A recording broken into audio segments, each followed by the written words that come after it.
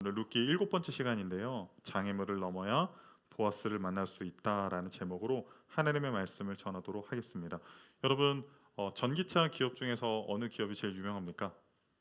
물론 현대도 있기는 하지만 미국의 테슬라 기업이 아무래도 이 전기차 시장을 선도하고 있고, 또 테슬라의 최고 경영자인 일론 머스크가 세계 부자 1위로 올해 기록이 되었더라고요. 그런데 이 일론 머스크가 테슬라 기업에 참여할 때, 여러분, 일론 머스크가 창업자가 아니에요. 많이들 이제 오해하고 있는데 창업자는 다른 사람이 있습니다. 2004년에 테슬라 기업에 참여할 때까지만 하더라도 굉장히 어려운 상황이었습니다. 물론 당연히 이제 자금도 어려웠을 뿐만 아니라 설립자가 누구냐면요, 마틴 에버하드라고 하는 사람이에요. 이분도 이제 공동 창업자가 또 있기는 한데 이분이 더 중요한 역할을 했던 것 같아요. 이 마틴 에버하드가요, 2003년도에 테슬라를 창업하고 이제 투자자들을 모집하기 위해서 이미 뭐 페이팔이라든가 여러 가지 기업들을 성공시킨 이 일론 머스크를 찾아가서 투자도 해주고 당신이 투자 유치를 좀 해주십시오라고 해서 테슬라의 로드맵을 비전을 제시를 했는데 일론 머스크가 딱 보고 이게 되겠다라고 하는 생각이 든 겁니다. 그래서 어마어마하게 투자를 하면서 대신 자기를 회장직에 앉혀달라고 했어요. 그러면서 이 마틴 에버하드랑 이 일론 머스크의 동행이 2004년도부터 시작하는데, 일론 머스크가 성격이 좋아 보여요? 좀 기행을 일삼습니까? 막 다 잘라버리잖아요. 트위터 인수해가지고 3분의 1 다 잘라버리잖아요. 이메일로 그냥 다 해고시켜버리잖아요. 둘 사이에 그 견해 차이가 있었는데, 아무래도 마틴 에버하드는요, 투자자들의 투자를 받고 당시 20년 전까지만 하더라도 전기차가 지금처럼 대중화 된다라고 상상하는 사람은 없었어요. 그러니까 기술적으로 부족한 것들, 그러니까 현실과 타협해서 어느 정도 선에서 그냥 전기차를 출시하기를 원했어요. 그런데 일론 머스크는 어떤 사람이에요? 막 스페이스 X 만들어서 막 우주 여행도 막 추진하는 약간 몽상가, 이상가, 그러면서 그걸 실현해 내버리는 사람이잖아요. 안 된다. 그런 식으로 하면 전기차 망한다. 그래서 그 당시 때 있는 기술도 아닌데 이 마틴 에버하드는 그냥 현실에 맞게끔 출시를 하자. 그렇게 부족하게 출시하는 건 안 된다. 그래서 막 둘이서 막 엄청난 법정 싸움이 일어납니다. 그런데 최대 주주였던, 창업자는 아니었지만 최대 주주였던 일론 머스크가 이 사람을 내쫓아요, 이사회에서. 그러니까 창업자가 나갔죠. 그러면서 투자자들이 떠나죠. 그리고 기술적인 문제도 분명히 있었고 전기차의 현실성의 문제를 삼는 어떤 대중들의 싸늘한 시선들, 뭐 전혀 호황이 아니었다라는 거, 어려움들이 너무나도 많이 있었다라는 거예요. 그래서 일론 머스크가요, 뭐 자기 돈을 투자하는 것은 물론이거니와 심지어 직접 공장과 생산 라인까지도 관여를 해서 문제들을 해결하려고 노력을 했다라는 거예요. 지금과 같은 테슬라의 영광, 지금과 같은 일론 머스크가 누리는 그 명예, 쉽게 이루어진 것이 아니라는 겁니다. 여러 가지 장애물들이 있었지만 그 장애물들을 하나하나 뛰어넘으면서 지금의 테슬라가 됐고 지금의 일론 머스크가 될 수 있었다라는 거예요. 여러분들은 어떠십니까? 우리 인생도 마찬가지입니다. 우리 인생에 수많은 장애물들이 있어요. 꼭 잡아야 하는 기회들이 눈앞에 있지만 여러 가지 장애물들로 우리가 포기하고 우리가 주저앉을 때도 너무나도 많이 있습니다. 오늘 본문에 나오는 룻 역시도 나오미와 자신의 인생을 완전히 바꿔놓을 수 있는 한 남자를 만나고 그 남자를 통해서 인생이 완전히 바뀌는 전환점을 맞이하게 되는데요. 특별히 룻기는 총 4장으로 되어 있는데 오늘 본문이요, 룻기의 하이라이트입니다. 하이라이트. 어떠한 내용들이 있는지 두 가지로 여러분들과 살펴보도록 하겠습니다. 첫 번째는요, 장애물을 넘어야 보아스를 만날 수 있다. 따라합니다. 장애물을 넘어야 보아스를 만날 수 있다. 우리 7절 한번 읽어봅시다. 보아스가 먹고 마시고 마음이 즐거워 가서 곡식단 더미에 그때 눕는지라. 룻이 가만히 가서 그의 발치 이불을 들고 거기 누웠더라. 지금 보아스가 어디서 자고 있어요? 집에 가서 안 자고 타작마당에 일이 다 끝났는데 그 타작마당에 있는 곡식더미 아마도 끄트머리에서 지금 이제 잠을 자고 있습니다. 왜 그럴까요? 왜 그럴까요? 일단 타작마당은요 보아스의 소유가 아니에요. 베들레헴 공동체 소유였습니다. 누구나 드나들 수 있는 공간이었습니다. 그리고 그 타작마당에서 하루 종일 곡식을 까불리는 일을 했기 때문에 어마어마한 곡식이 쌓여 있을 것이고 그것을 당일에 개인 창고로 옮기는 것이 굉장히 어려웠을 것이라고 판단을 하더라고요. 그러니까 그 곡식을 두고 집으로 가서 잠을 자면 어떻게 돼요? 밤중에 누가 와서 그걸 다 가져가도 모르는 거잖아요. 그래서 약간 군대로 따지면요, 지금 보아스가 직접 보초를 쓰고 있는 것입니다. 그런데 그 타작마당에서 곡식 더미에서 잠을 자고 있는 보아스에게로 가는 데 있어서 룻에게는 두 가지 장애물이 있었어요. 첫 번째 장애물은 무엇이냐면 우리가 다 아는 장애물인데요. 혈통적 장애물이 있었습니다. 우리가 아는 것처럼 보아스는요 엘리멜렉의 친족이라 기업 물을 자입니다. 율법에 기록되어 있기는 하나 이것의 강제성은 없었어요. 그래서 그것을 충분히 보아스가 거절할 수 있었습니다. 보아스 입장에서 나오미와 룻 매력적인 사람이었을까요? 가진 것도 없어요. 심지어 룻은 어때요? 혈통이 모압 여성의 모압 여성. 룻기 첫 번째 강의 시간에 이 모압과 이스라엘의 관계가 어떤 관계인지 설명을 드렸습니다. 신명기 23장 3절 읽겠습니다. 암몬 사람과 모압 사람은 여호와의 총회에 들어오지 못하리니 그들에게 속한 자는 10대뿐 아니라 영원히 여호와의 총회에 들어오지 못하리라. 누구는 여호와의 총회에 못 들어온대요? 암몬 사람과 모압 사람은 여호와의 총회에 절대로 못 들어온다라는 거예요. 그런데 여호와의 총회에 들어올 수 있는 사람들도 있었어요. 그러니까 이방 사람들은 절대로 이스라엘 공동체의 회원이 될 수 없다. 아닙니다. 가능한 사람들이 있었습니다. 누굽니까? 신명기 23장 7절에서 8절 읽겠습니다. 너는 에돔 사람을 미워하지 말라. 그는 내 형제임이니라. 애굽 사람을 미워하지 말라. 내가 그의 땅에서 객이 되었음이니라. 에돔 사람들은 누구의 후손입니까? 야곱의 형인 에서의 후손들입니다. 그러니까 혈통 같은 형제니까 받아줘라.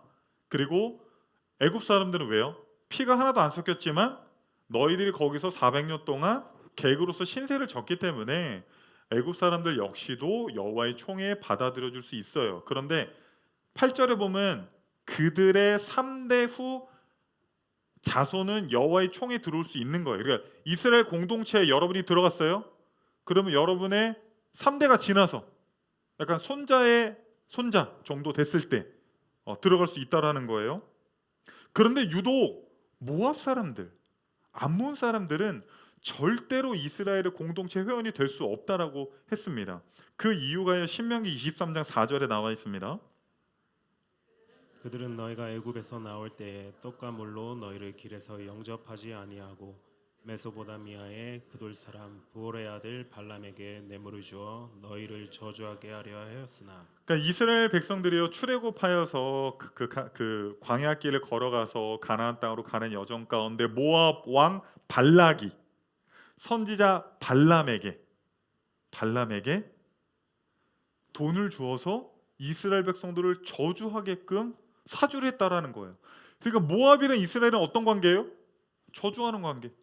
서로 적대적일 뿐만 아니라 서로 저주하는 관계라는 겁니다. 그렇기 때문에 여호와의 총회에 못 들어온다라는 거예요. 쉽게 말하면 여호와의 총회라는 것은 이스라엘의 공동체 회원이 될 수 없다. 우리 막 여러 교회들 가면 그 앞에 붙어 있죠. 신천지 교인 출입 금지 막 이렇게 되어 있잖아요. 출입 금지 되어 있잖아요. 그런 것보다 더 심해요. 여호와의 총회라는 것은 이스라엘의 종교적, 사회적, 정치적, 신앙적 그 어떤 공동체에도 회원이 될 수 없어요. 왜냐하면 이스라엘 공동체는 여호와 하나님께서 이끄시는 공동체인데 너희들이 여호와 하나님의 백성을 저주했기 때문에 너희들은 영원히 이스라엘의 총회에, 이스라엘 백성의 공동체에 들어올 수 없다라고 이야기를 하고 있다라는 거예요. 여러분이 룻입니다. 모압 출신이에요. 이미 뭐 때문에 보아스랑 결혼할 수 없어? 가난하기 때문에, 키가 작아서 못생겼기 때문에? 그게 아니에요. 너는 모압 출신이어서 안 돼. 이미 혈통적으로 그냥 못이 박혀져 있다라는 거예요. 로버트 허버드는요 이렇게 말했습니다. 베들레헴 공동체가 모압 여인이라는 이유로 보아스의 결혼을 반대할지 모른다는 두려움이 보아스의 결혼 요청 거부보다 더 컸을 것이라고 주장한다라는 거예요. 무슨 말이냐면 룻이 보아스에게 갔을 때 저랑 결혼해 주시겠어요? 보아스가 싫어, 거절할 수 있죠. 그런데 그것보다 내가 모압 여성이기 때문에 이 베들레헴 공동체가 심지어 보아스가 예스라고 말한다 할지라도 베들레헴 공동체가 그냥 다 일어나서 절대로 안 된다고, 절대로 안 된다고 거부를 했을 거라는 거예요. 그렇게 첫 번째 혈통적인 장애물이 있었습니다. 두 번째 장애물은 무엇이냐면 타작마당의 장애물이에요. 아니 목사님 왜 타작마당이 장애물입니까? 타작마당이 이거는 이스라엘의 역사를 한번 봐야 되거든요. 타작마당은 우리가 잘 아는 것처럼 추수 때의 곡식들을 다 가져다가 거기서 까불리는 일을 했어요. 그래서 많은 사람들이 거기서 먹고 마시며 또 축제를 벌이는, 잔치를 벌이는 공간이었습니다. 그런데 이 공간이요 다른 용도로도 사용이 되었습니다. 호세아 9장 1절을 읽겠습니다. 이스라엘아 너는 이방 사람처럼 기뻐 뛰놀지 말라. 내가 음행하여 내 하나님을 떠나고 각 타작마당에서 음행의 값을 좋아하였느니라. 뭐라고요? 어디서 음행을 했다고요? 타작마당에서. 여기서 음행하다 히브리어로 자나, 음행하다, 뭐 간음하다, 뭐 이런 뜻입니다. 그런데 ESV 성경을 보니까요 너희들이 음행하다 이거를 이렇게 번역을 했더라고요. You have played the whore. 이 whore 이게 뭐냐면요 창녀라는 뜻이에요. 창녀라는 뜻. 이걸 직역하면 뭐예요? 너 타작마당에서 창녀처럼 행했잖아. 그러니까 이스라엘 백성들이요 타작마당에서 어떻게 했다고요? 음행을, 우리가 상상할 수도 없는 그 음행을 그 타작마당에서 저질렀다라는 거예요. 타작마당은 그런 곳이기도 했다라는 거예요. 상상을 한번 해봅시다. 지금 룻이 언제 보아스를 만나러 가요? 밤에 밤중에 이 모압 여인이 보아스 타작마당에 누워있는 보아스의 발치에 함께 누워있다면 오해받을 만한 행동 아니에요? 오해받을 만한 행동 아니에요? 이것이 출신이 모압이어서 상스럽구나, 네가 음행을 저지르는구나. 보아스 외에 거기에도 다른 남성들이 룻을 성놀이개로 사용했을 수도 있고요. 어떤 취급을 받았을지 몰라요. 거기서 그렇게 타작마당에서 보아스의 발치에 누워있는 룻의 행위는 너무나도 오해를 사기 쉬운, 사람들에게 손가락질 당하기 쉬운 그러한 행위였다라는 거예요. 여러분 오해받는 거 좋아해요, 싫어요? 오해받는 거 다 싫어하죠. 오해받을 짓을 하면 안 됩니다. 그런데 지금 룻이 어떻게 하고 있어요? 보아스를 만나러 가야 되는데 그녀는 혈통적으로도 모압 출신이기 때문에 너무나도 큰 장애물이 있었을 뿐만 아니라 보아스를 만나러 가야 되는 그 장소가 타작마당이라고 하는 어마어마한 장애물, 리스크가 있었다라는 거예요. 그런데 어떻게 룻은 이 장애물들을 뛰어넘으면서 보아스를 만나러 갈 수 있었을까요? 룻기 3장 9절을 보겠습니다. 이르되 내가 누구냐 하니 대답하되 나는 당신의 여종 루시오니 당신의 옷자락을 펴 당신의 여종을 덮으소서. 여기서 이제 보아스가 자다가 이렇게 해서 누가 있는 것 같아서 일어나서 보니까 너 누구야? 그러니까 룻이 얘기하잖아요. 나는 당신의 여종입니다. 그래서 룻이 여기서 이런 표현을 하죠. 굉장히 시적인 표현인데 당신의 옷자락을 펴 당신의 여종을 덮으소서라는 표현을 하잖아요. 이게 어떤 표현이냐면요, 에스겔 16장 8절에도 나오는 표현인데요, 이거는요 청혼이에요. 청혼. 네, 청혼이에요. 그래서 룻이 보아스에게 청혼을 하는 거예요. 그런데 그렇게 청혼을 할 수 있는 이유, 그 수많은 장애물들을 뛰어넘고 청혼을 할 수 있는 이유는 그 다음에 나옵니다. 이는 당신이 기업 물을 자가 됨이니이다 하니. 룻기 3장 9절을 띄워주세요. 이는 당신이 기업을 물을 자가 됨이니이다 하니. 그 많은 장애물들을 뛰어넘고 오해받을 만한 그 소지가 있음에도 불구하고 그 밤중에 타작마당에 가서 보아스에게 청혼할 수 있었던 이유는 하나님의 말씀을 의지했기 때문입니다. 사랑하는 성도님들, 여러분들이 주님께로 나아가기 위해서, 예수님께로 나아가기 위해서 많은 장애물들이 있지 않습니까? 어떤 장애물들이 있을까요? 디모데전서 6장 10절에 보니까 이런 말이 있습니다. 돈을 사랑함이 일만하게 뿌리가 되나니. 디모데후서 4장 10절에 보니까 이런 말씀도 있습니다. 대만은 이 세상을 사랑하여 나를 버리고. 무슨 말씀드립니까? 어떤 사람들은 돈을 사랑하는 마음이 하나님께로 나아가는데 장애물이 될 수 있다라는 거예요. 그리고 또 어떤 사람들은 대마와 같이 이 세상을 사랑해서 하나님께 예배하고 기도하고 주님과 교제하는 것보다 이 세상에 있는 것들을 더욱더 사랑함으로 하나님께 나아가는 데 있어서 장애물이 되기도 한다라는 것입니다. 그런데 여러분, 이런 것뿐만 아니라 이런 것들도 또한 큰 장애물이 되기도 합니다. 로마서 12장 11절 말씀 읽겠습니다. 부지런하여 게으르지 말고 열심을 품고 주를 섬기라. 네, 부지런하여 게으르지 말고. 여러분, 우리의 게으름이 하나님께로 가는데, 주님께로 가는데 많은 장애물이 될 수도 있다라는 거예요. 여러분, 약 30년 전까지만 하더라도 교회를 올 때 모두가 성경책을 가지고 왔습니다. 혹시 성경책 가지고 오신 분 한번 손 들어보실래요? 놓고 다니는 사람 말고, 나 집에서부터 성경책을, 벽돌 성경책 가져왔다. 혜인이 일어나서 박수 한 번씩. 예. 그래요. 잘했어요. 잠실에서부터 1.5kg 되는 성경책은. 사실 여러분, 10년 전까지 한번 생각해 봅시다. 많은 목사님들이 성경책을 가지고 오라고 성도들에게 권면을 했습니다. 이런 비유를 들었죠. 군인이 전쟁터에 나갈 때 총 없이 나갈 수 있습니까? 성경은 우리의 무기입니다. 근데요, 요즘 그 어떤 목사님도 성경책 갖고 오라는 얘기 안 해요. 왜? 안 갖고 오니까. 아무리 얘기해도 어차피 앞에 다 띄워주니까.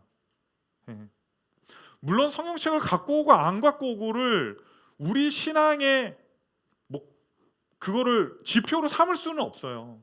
그런데 우리가 한번 생각해 보자고요. 여러분, 기도하러 못 오시는 이유가 뭐예요? 여러분, 성경을 읽지 않는 이유가 뭐예요? 예배에 오지 못하는 이유가 뭐예요? 우리 예나는 개에게 물렸는데도, 개에게 물려서 허벅지와 막 여기저기 막 물렸어요. 시골에 놀러 갔다 개한테 물렸어요. 다행히 예쁜 얼굴은 잘 보존이 됐습니다. 사실 우리가 주님께로 나아가지 못하는 여러 가지 이유들이 있지만, 돈 때문에, 세상을 더 사랑해서, 어쩌면요 게으름이 진짜 커요. 게으름이. 여러분, 교회는요 아침 9시 반부터요 저녁 9시까지 항상 열려 있고요, 대부분의 성도님들에게 교회 비밀번호 다 알려드렸어요. 뭘 훔쳐가면 훔쳐가리이다. 왜 알려드렸습니까? 여러분 믿으니까요. 물론 믿죠. 그런데 언제라도 교회에 와서 기도하시라는 거예요. 언제라도 교회 와서 주님을 만나고 주님과 교통하시라는 겁니다. 여러분이 새벽에 올 수 있으면 새벽에 오시고, 여러분이 밤늦게 올 수 있으면 밤늦게 오시고, 에어컨을 마음대로 켜셔도 됩니다. 선풍기를 마음대로 이용하셔도 됩니다. 심지어 혼자 있더라도 공기청정기를 켜셔도 돼요. 전기세 그런 거 아끼지 마세요. 어떤 청년이 월요일날 와서 기도하는데 혼자 왔던 것 같아요. 저는 월요일 날 안 오거든요. 유빈이랑 놀아야 될 거 아니에요. 저도 나중에 제가 월요일도 기도하러 오면 나중에 유빈이 막 노래방 다니고 막 삐뚤어질 수 있어요. 아빠는 나는 신경도 안 쓰고. 어쨌든 여러분, 정말 우리가 주님께로 나아가는데 장애물이 게으름이 될 수 있다니까요. 사도 바울이 뭐라고 이야기합니까? 부지런하여 게으르지 말고. 네가 주님께로 나아가지 못하는 장애물이 무엇이냐? 너가 주님을 섬기지 못하는 이유가 무엇이냐? 게으름이라는 것입니다. 그런데 게으름 외에도 사실은 많은 장애물들이 있어요. 우리가 이 세상을 살아가다 보면 하나님을 잊고 살 때도 사실은 많이 있습니다. 먹고 사는 게 힘들어서, 또 직장 일이 참 고돼서, 여러 가지 해야 될 일들이 산적해서, 그리고 때로는 아주 많은 경우에요, 그 장애물에 우리가 넘어져요. 장애물 때문에 넘어진다라고요. 올림픽 경기를 보다 보면 장애물 달리기가 있잖아요. 그러면 그 장애물에 넘어져서 어떤 선수는 경기를 포기하기도 합니다. 그런데 어떤 선수들은요, 꼴등으로 들어와도요, 끝까지 다시 일어나서 그 장애물을 다시 넘고 또 넘어서 결승선까지 오는 선수들도 있다라는 거예요. 그런데 사랑하는 성도님들, 우리가 여러 가지 장애물들 때문에 넘어져서 그 자리에 가만히 앉아 있어서 절망하는 것이 아니라 우리가 다시 일어났으면 좋겠어요. 우리가 주님께로 다시 달려갔으면 좋겠어요. 룻처럼 여러 가지 혈통적인 문제도 있고, 가족의 문제도 있고, 뭐 돈 문제도 있고, 뭐 여러 가지 장애물들이 있다 할지라도요, 말씀을 붙들고 주님께로 나아갔으면 좋겠습니다. 왜냐하면요, 이사야 55장 6절에서 7절을 한번 읽어보겠습니다. 읽겠습니다. 너희는 여호와를 만날 만할 때에 찾으라. 가까이 계실 때에 그를 부르라. 악인은 그의 길을 불의한 자는 그의 생각을 버리고 여호와께로 돌아오라. 그리하면 그가 긍휼히 여기시리라. 우리 하나님께로 돌아오라. 그가 너그럽게 용서하시리라. 우리가 인생의 장애물을 만나서, 인생의 여러 가지 어려움들을 만나서 그 자리에 넘어져서 주님으로 또 멀어져 있을 수 있습니다. 그러나 여호와 하나님께서는 돌아오라, 다시 일어나라. 내가 그 넘어짐으로 너를 정죄하지 아니하노니 내가 너를 사랑하고 너를 용서하리라. 따뜻한 주님의 품이 우리를 기다리고 있습니다. 우리의 삶에 여러 가지 장애물이 있다 할지라도 그 장애물을 넘어서 우리의 인생의 보아스 되시는 주님께로 달려가는 저와 여러분이 되시기를 소망합니다. 두 번째는요, 최선을 다했다면 기다려라입니다. 따라하겠습니다. 최선을 다했다면 기다려라. 본문 설명을 좀 드리면요, 룻이 그 밤중에 찾아갔어요.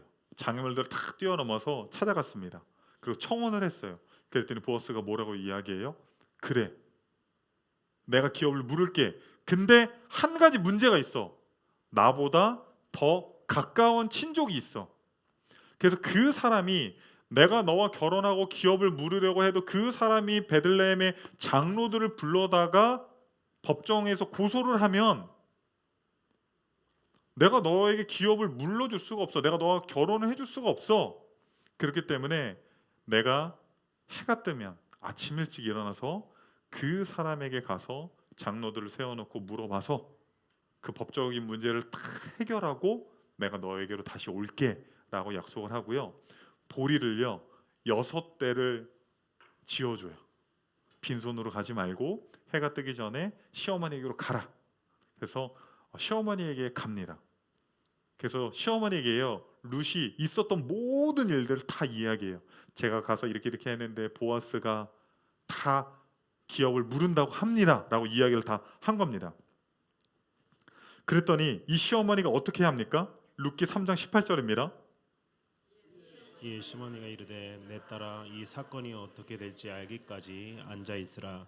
그 사람이 오늘 이 일을 성취하기 전에는 쉬지 아니하리라 하니라. 네, 모든 자초지정의 설명을 다 들은 나오미가 뭐라고 이야기해요? 내 딸아, 이 사건이 어떻게 될지 알기까지 앉아 있어라. 저는 약간 이렇게 말하고 싶어요. 가만히 앉아 있어라. 다리 떨지 말고 핸드폰 보지 말고 약간 기도하는 심정으로 약간 무릎 꿇고 가만히 있으라는 거예요. 너가 해야 될 일을 다 했기 때문에 이제는 보아스의 턴이에요. 보아스가 해야 될 일들입니다. 워렌 위어스비 목사님은요, 이 부분에 대해서 이렇게 말을 합니다. 룻이 만약 보아스를 따라다니며 그가 한 약속들을 지킬 수 있도록 도와주려고 애썼다면 그녀는 아무것도 이루지 못했을 것이다. 우리의 인간적 본성은 돌아다니며 하나님을 도와드리려고 애쓴다. 그러나 우리가 그렇게 해봤자 일만 더 어렵게 만들 뿐이다. 가만히 서 있어야 할 때가 있고 앞으로 나아가야 할 때가 있다. 할렐루야. 할렐루야. 저희 집에서 고기 굽는 거 제가 담당이거든요. 근데 가끔씩 제가 이제 뭐 수세사가 어디 놀러 갔을 때 고기를 구울 때 제 와이프가 와서 자꾸 뒤집어요. 근데 그 고기는 여러 번 뒤집으면 이게 안 되거든요. 정확히 그 타이밍을 기다려야 되거든요. 시즈닝 딱 이렇게 해놓고 기다려야 되는데 그걸 자꾸 뒤집어요. 그러면 아유 가만히 있어, 가만히 있어. 내가 저기 가서 앉아 있어. 가만히 있어, 그냥 가만히 앉아 있어라. 그럼 내가 알아서 어련히 완벽하게 해서 가져다 줄 테니까. 룻이요 그렇게 보아스가 약속했잖아요. 근데 아침 일찍 그냥 전화해서 오빠 어떻게 됐어? 만났어? 지금 5분 안에 알려줘. 막 카톡 100개씩 보내고 왜 대답을 안 해? 씹는 거야? 나 진짜 화낸다 막 이러면서 계속 막 이렇게 하면 보아스가 하려고 했다가도 안 한다라는 거예요. 최선을 다했잖아요. 그럼 이제는 보아스가 여러분 여자는요 법정에 설 수가 없어요. 룻이요 직접적으로요 유대법에는요 여성이 법정에서 서서 증언조차 안 돼요. 보아스가 더 가까운 친족인 그 사람을 만나서 남자들끼리 법정에서 담판을 져야 돼요. 근데 막 룻이 나타나가지고 막 돼요, 안 돼요? 그럼 보아스가 정이 뚝 떨어져요. 가만 보니까 밤에 달빛 아래 봤을 때는 예뻐 보였는데 아침에 보니까 그냥 뭐 먹고 보리 6대 먹고 자가서 얼굴 오방떡 돼가지고 취소 끝. 가만히 있어야 돼. 가만히 있어야 돼. 여러분 출애굽할 때도 여러 번 한번 생각을 해보세요. 이스라엘 백성들이 주님의 말씀에 순종해서 좌우 그 임방과 문설주에 피 다 바르고 10가지 재앙을 통해서 이제 떠나라 했을 때 막 떠났잖아요. 그런데 눈앞에 뭐가 있어요? 홍해가 있죠. 뒤에는 바로가 군사들을 끌고 오고 있습니다. 할 수 있는 게 뭐가 있어요? 무기도 없습니다. 전술 전략도 없어요. 애국 군대랑 싸울 수가 없습니다. 200만이 넘는 사람들이 어떻게 홍해를 건넙니까? 할 수 있는 게 뭐가 있어요? 그때 하나님이 모세를 통해서 이렇게 말씀하십니다. 출애굽기 14장 13절에서 14절 읽겠습니다. 모세가 백성에게 이르되 너희는 두려워하지 말고 가만히 있어서 여호와께서 오늘 너희를 위하여 행하시는 구원을 보라. 너희가 오늘 본 애국 사람을 영원히 다시 보지 아니하리라. 14절입니다. 여호와께서 너희를 위하여 싸우시리니 너희는 가만히 있을지니라. 뭐라고 이야기해요? 가만히 서서 가만히 있어. 가만히 아무것도 안 해도 돼. 여호와께서 우리가 가만히 있잖아요. 그럼 여호와께서 오늘 너희를 위하여 행하시는 그 여호와 하나님의 위대한 구원의 역사들을 보게 된다라는 거예요. 그런데 사실 우리는 결론을 다 알잖아요. 해피엔딩이라는 거. 하지만 나오미와 룻의 입장이라고 한다면 좀 불안하잖아요. 불안하잖아요. 보아스가 혹시 마음이 바뀌지 않았을까? 어떻게 잘 되고 있는 마음이 불안할 거란 말이에요. 그래서 출애굽기에도 보니까 14장 13절에 이렇게 되어 있잖아요. 너희는 두려워하지 말고. 우리가 가만히 있을 때요, 막 안절부절하면서 막 다리 떨면서 막 그러고 있는 것이 아니라요, 두려워하지 말고 가만히 있어도 돼요. 이거를요 보아스가 룻에게 똑같이 말해요. 룻기 3장 11절. 그리고 이제 내 딸아 두려워하지 말라. 내가 내 말대로 내게 다 행하리라. 할렐루야. 할렐루야.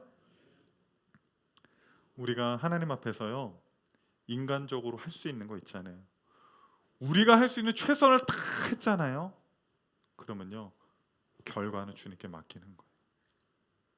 그리고 우리가 가만히 있을 때 하나님께서 우리에게 하시는 말씀, 두려워할 거 없어.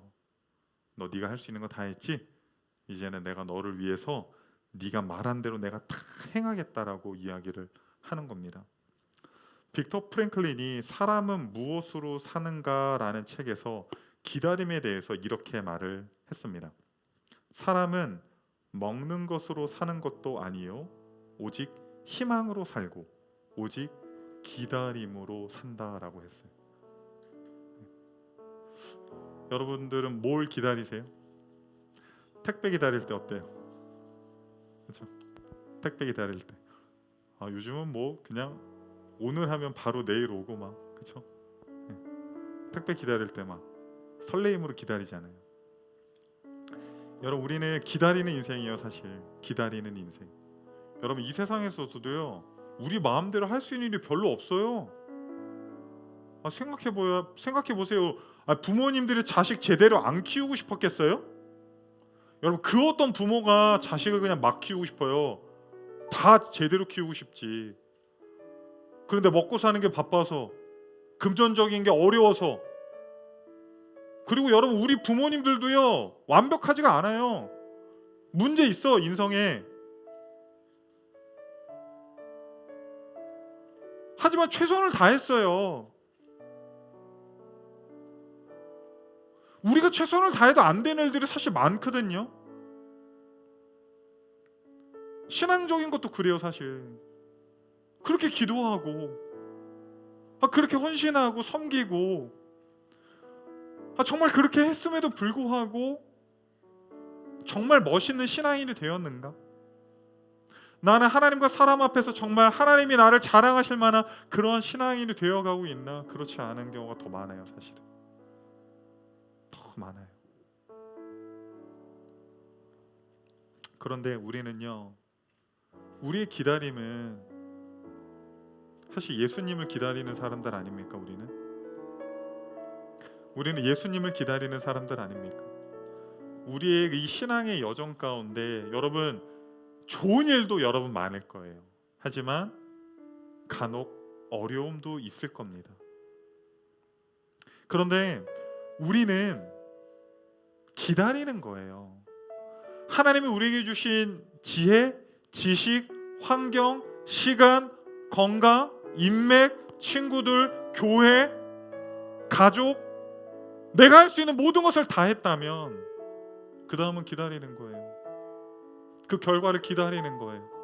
단순히 이번 프로젝트 되게 해주세요, 이번에 대학 합격하게 해주세요, 이번 사업을 잘 되게 해주세요, 그게 아니라 우리 인생의 결과를 기다리는 거예요. 내 삶의 결과를 기다리는 거예요. 내 신앙의 여정의 결과를 기다리는 겁니다. 장례 예배를 인도할 때마다 그런 생각을 하게 돼요. 이분은 어떠한 인생을 사셨을까? 우리의 삶의 끝이 어떻게 될 것 같으세요, 여러분? 빌립보서 1장 6절 읽어보겠습니다. 너희 안에 착한 일을 시작하신 이가 그리스도 예수 날까지 이루실 줄은 우리는 확신하노라. 여기서 착한 일이라는 것은 우리가 모르게 누구 좀 돕고 막 이렇게 착한 일, 그것도 착한 일이라고 할 수 있지만, 하나님께서 여러분들 안에서 시작하신 구원의 여정, 신앙의 여정, 우리 안에 그 신앙의 삶들의 날들을 말씀하시는 거예요. 때로는 우리가 넘어지고, 룻은 너무나도 멋있게 장애물들을 넘어갔잖아요. 수많은 장애물들을 넘고 보아스에게로 향했지만, 우리는 때로는 넘어져서 울고 불고 절망에 있을 때, 그 순간에도 우리 인생의 보아스 되시는 예수 그리스도께서 우리를 위로하시고 힘주시고 능력 주시고 다시 일으켜 세우셔서 그리스도 예수의 날까지 그 주님의 뜻을 우리 안에서 이루실 줄 여러분 확신하십시오. 우리의 삶 가운데, 여러분의 삶 가운데 여러 가지 장애물들의 부딪혀서 넘어져 계십니까? 그러나 여러분, 주님을 바라보십시오. 주님께서는 여러분을 향해서 두 팔 벌려 여러분을 기다리고 계실 뿐만 아니라 여러분의 모든 신앙의 영역과 여러분의 모든 삶의 영역에서 그 착한 일을 그리스도 예수의 날까지 반드시 이루실 줄 믿으시기 바랍니다.